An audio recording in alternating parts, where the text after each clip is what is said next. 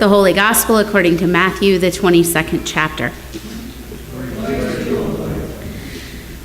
Then the Pharisees went and plotted to entrap Jesus in what he said.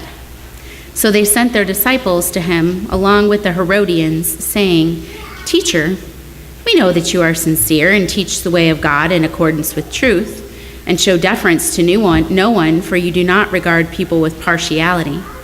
Tell us then what you think. Is it lawful to pay taxes to the emperor or not?" But Jesus, aware of their malice, said, "Why are you putting me to the test, you hypocrites? Show me the coin used for the tax." And they brought Jesus a denarius. Then he said to them, "Whose head is this, and whose title?" They answered, "The emperor's." Then he said to them, "Give therefore to the emperor the things that are the emperor's, and to God the things that are God's." When they heard this, they were amazed. They left Jesus and went away. The Gospel of the Lord. Be seated.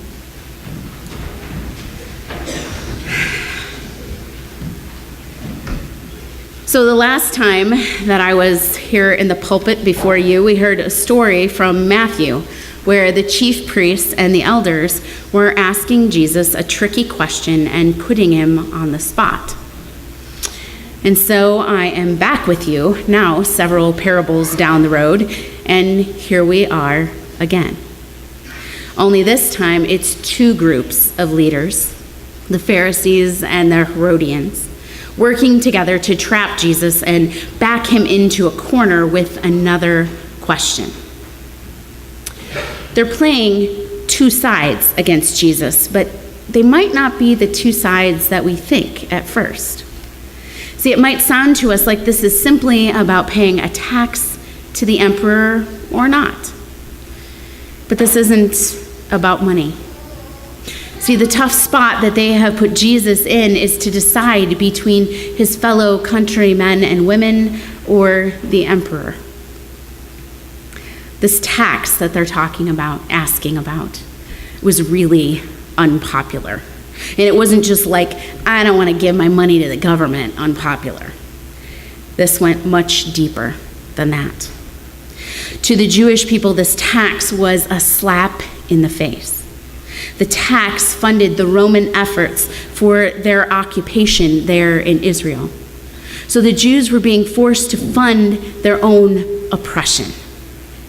A slap in the face indeed.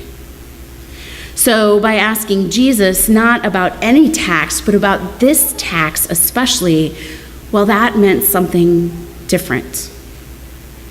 See, I think we understand the first part of the rock and the hard place that Jesus is in. And we know that to speak out against the tax and to speak out against Rome would be considered treasonous.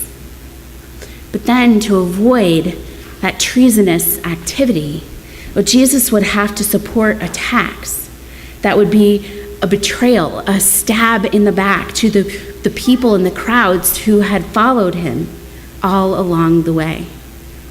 And they might not just decide to not follow him, but this might be enough to actually make them turn against him. Well, this is exhausting, isn't it? I mean, surely Jesus must have been so tired of it all. He's coming with a message of the kingdom, the good news of God's justice and mercy. But every time he turns around, all these religious and political authorities are making it about a power grab or about taking sides and being divisive. The thing is, most things in life can't just be boiled down to one of two choices, with one being always right and the other being always wrong.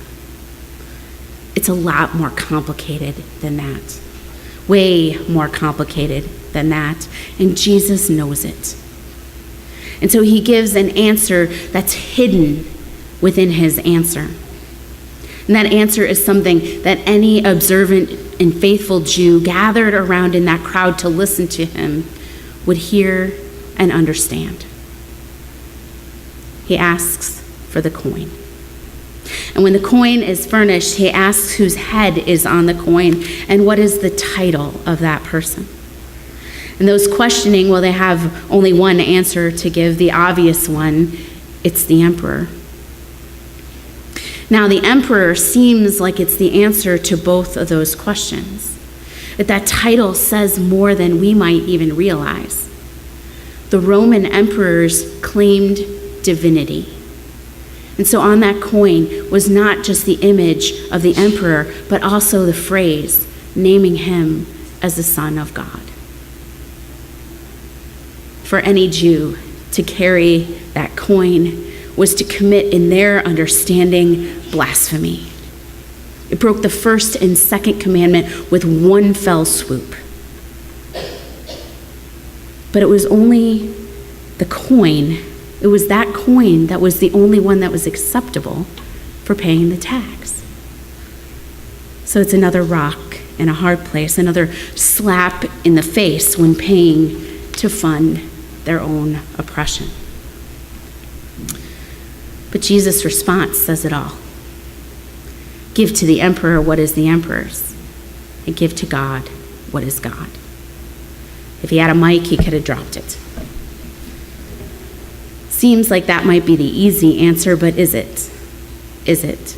See, everyone there listening knows that even what is the emperor's is actually God's. The one true God of Israel, not a graven image on a coin that claims to be God. Now, the word that's in the Greek in the New Testament that Jesus uses when he says, whose head is this, is really the word icon, which means image or likeness. Whose image, whose likeness is this? And so those who are listening, who have heard the creation story time and again, they know whose image they are made in. They are made in the image and likeness of God. So this isn't about taking sides. It's not about God or the emperor. Because in the final analysis, whether the emperor likes it or not, even he belongs to God. Jesus makes a point about that coin, but he really wants to make the point about the people holding the coins and who those people belong to. It's not what the coin says about you. No, it's about who you belong to and then what you do with the coin because of who you belong to. In our first reading from Isaiah, we hear God say, I call you by name. I surname you. God gives us God's surname. That's God's family name. We're claimed and named by God. And who is this God that we belong to? Well, in Isaiah, we hear that the God who claims us and names us breaks down doors and cuts through bars. God creates and makes and forms. God goes before us. So then, if that is the hidden answer that Jesus gives about the coin, that everything belongs to God, and most importantly, we belong to God, well, then what does it mean next? It means that we do the best we can by remembering who we are and whose we are. A child of God, made and formed in the image and likeness of our Creator. So we do things not as a God, but like God. We live in ways that are not divisive and oppressive. We break down doors and we cut through bars. But my way of doing that may not look like your way of doing that. And still both can be faithful. Let's go back to that tax for a second. Clearly, it was unjust. Forcing a people to pay for the occupation of their own land. To fight against that tax, it would be faithful. But in that time and place, going against Rome, well, it could land you in jail, it could get you beaten up, it could even put you to death. And then what does that do for your family, your children? Even if you are willing to give your life for that cause, what of their survival and what happens to them? So So to pay that tax for the sake of your family, not out of allegiance to Rome or the emperor, well, that would be faithful too. How simple are these choices? What would God expect? And what would God forgive? Jesus knows the struggles of all these not so clear-cut choices that we face in life. And he doesn't minimize or rob those struggles of their meaning by just offering a simple, easy, my way or the highway solution. It's a big deal to be a child of God. Claimed and named by the creator of the world. It matters. You matter. And therefore, what you do matters. So then we're called to wrestle with things. Wrestle with the questions in our life. To see the multiple sides of a situation. To hold up our identity as one who belongs to God next to those choices. And see how that forms and molds our decisions. We need to pray about things. We need to seek the counsel of others. People were watching Jesus. All sorts of people, some wanting to judge him and control him and trap him, and some wanting to follow him, to be healed, to be helped by him. And when it came down to it, Jesus always pointed back to God.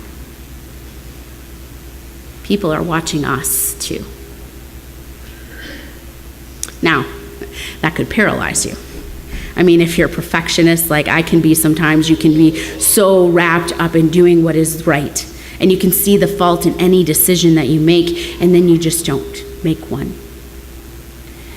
But in every decision or choice that we make, as we hold up our identity as a child of God, made in our Creator's image, we must not forget that part of who that God is, that God who breaks down doors and calls us by name, part of who that God is also grace and resurrection.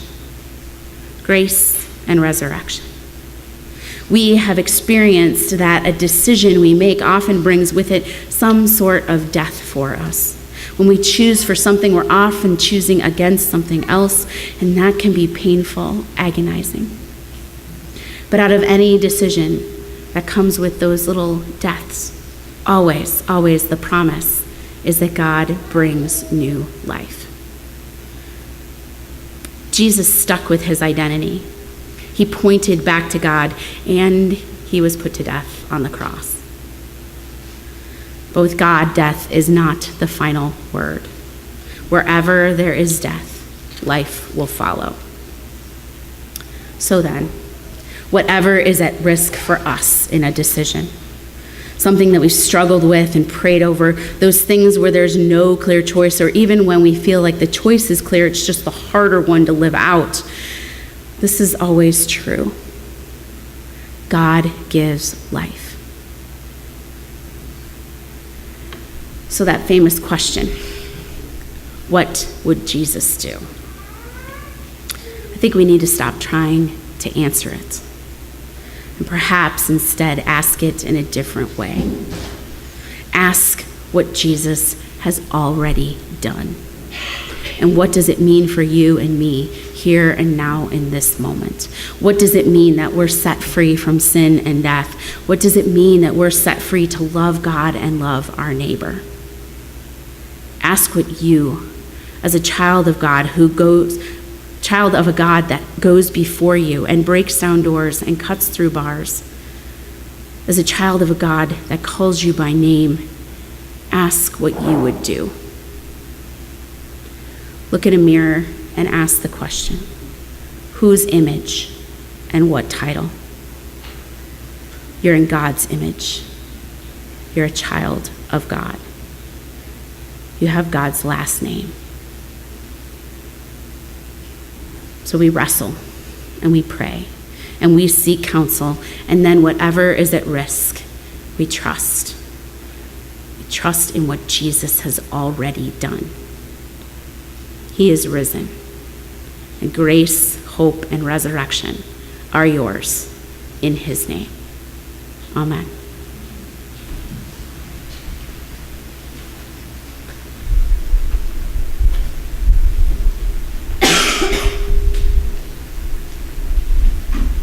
children of God.